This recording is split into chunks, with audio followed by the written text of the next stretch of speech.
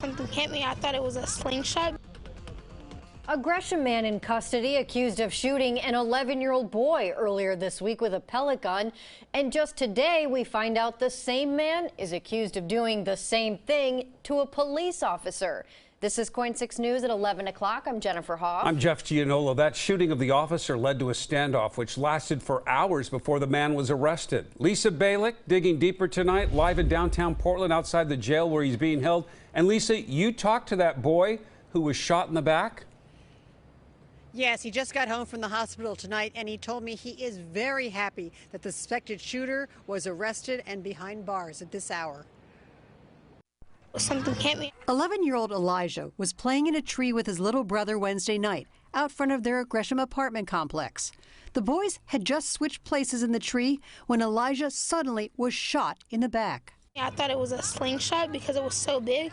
I thought someone threw a rock at my back. He told me he jumped down, then lay on the ground.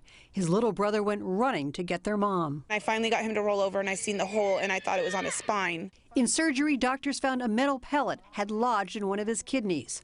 While Elijah was still in the hospital last night, a Gresham police officer made a traffic stop out front of the apartment complex.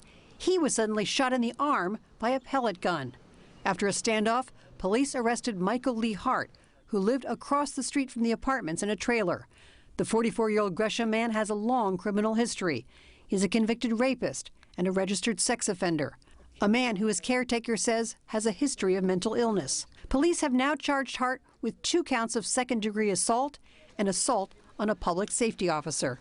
His pain comes and goes, and when he gets that really high excruciating pain, he's just constantly like, why did this have to happen to me, Mom? I just wanted to play with my brother. The 6th grader tells me he hopes to go back to school next week, relieved the man suspected of shooting him is behind bars. I'm happy because now all the little kids can play outside without being worried and not getting shot at.